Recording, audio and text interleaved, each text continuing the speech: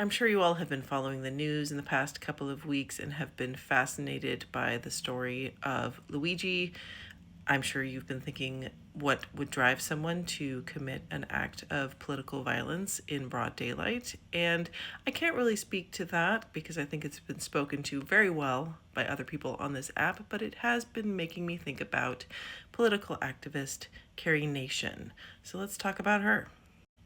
Carrie Nation was a activist and leader in the temperance movement, which was the movement in the United States and around the world to ban the sale of alcohol.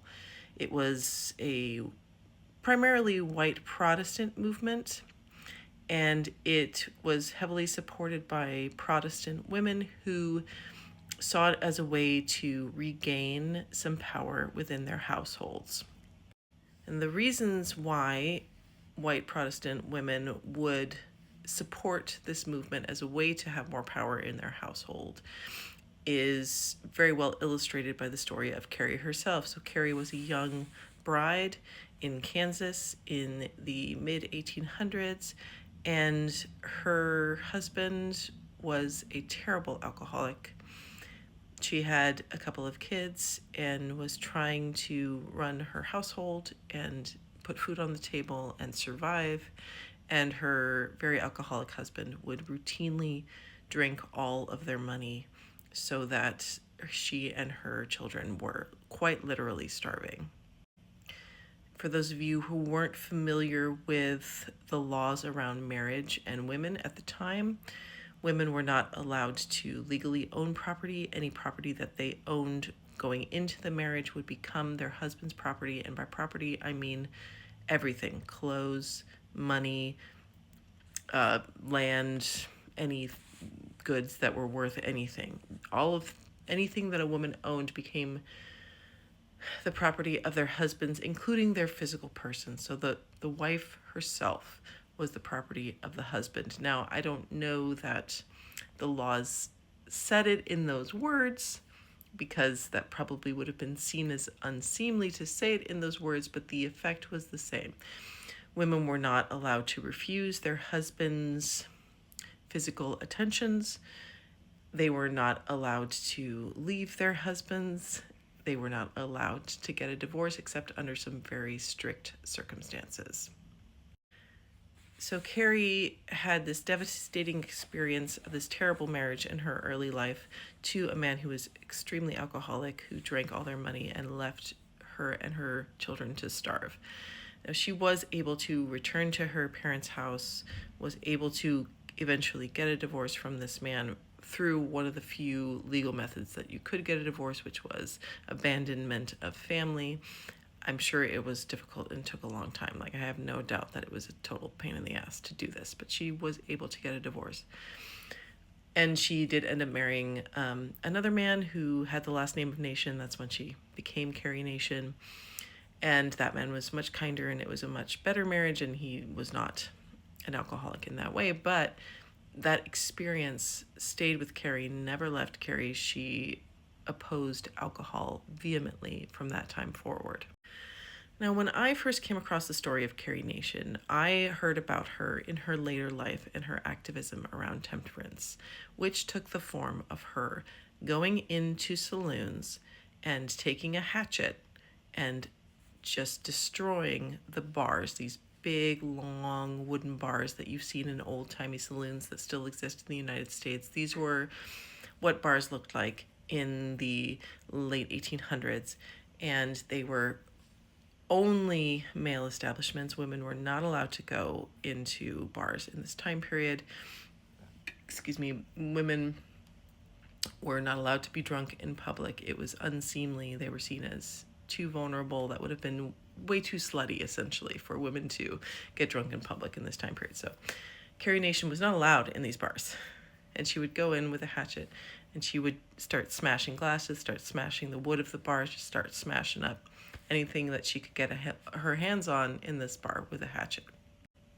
And when I learned about Carrie Nation in my AP U.S. History class or any of the U.S. History classes before that, she was essentially a colorful footnote in the history books. There would be a picture of her with her her headdress and her black 1800s dress and her severe, serious face and the hatchet. And, or there would be some comic that they drew lots of comics about her in the time period. And there would be some comic making fun of her. And it would essentially say Carrie Nation was a temperance activist. But the vibe in U.S. history books when I was growing up around Carrie Nation was sort of a women, am I right? It was very much a like, calm down, ladies. You know, like temperance movement has been seen since the end of Prohibition in the United States as something for like uptight scolds, essentially, people who didn't like to have a good time. Like that's kind of how it's been portrayed. And that isn't how women like Carrie felt about it. For Carrie Nation to fight against saloons and the availability of alcohol in the United States was a moral battle. And it was a battle with stakes that were life and death.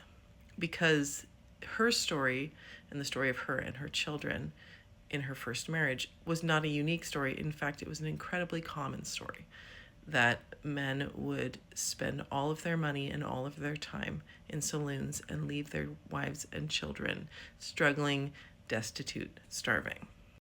So the history books that I grew up with made fun of Carrie Nation and made her seem like she was like mentally unstable, mentally unwell, or just really extreme, right? It was very unseemly that she would go in with a hatchet and hack up these bars. But she was not mentally unwell.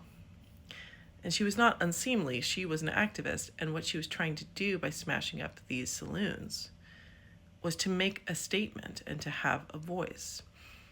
And it's important to remember that in this time period when Carrie Nation was going around and smashing up saloons, women did not have the vote.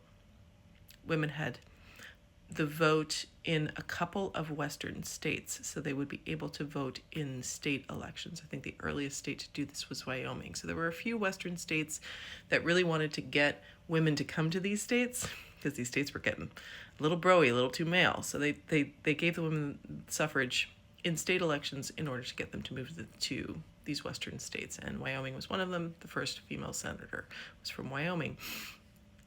But there was no vote on the national level.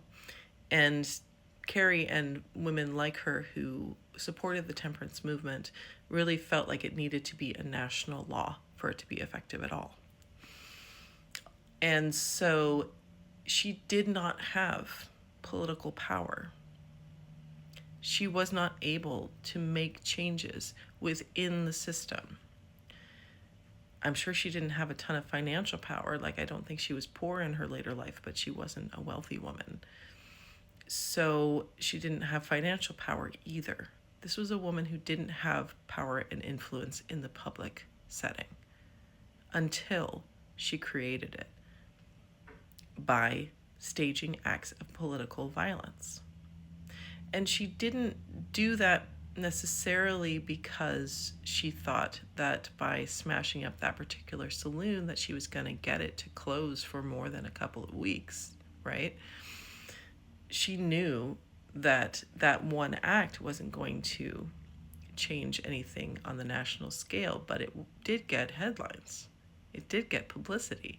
And she has said in her quotes that it also made her feel better. Like, it made her feel really powerful.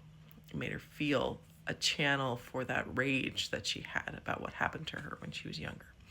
But she did it for publicity. In that way, she was incredibly savvy. And she encouraged other women to do the same, and other women did do the same. In fact, she used to sell little hatchet pins with her name on them to fundraise for her work, but also just to give women hope.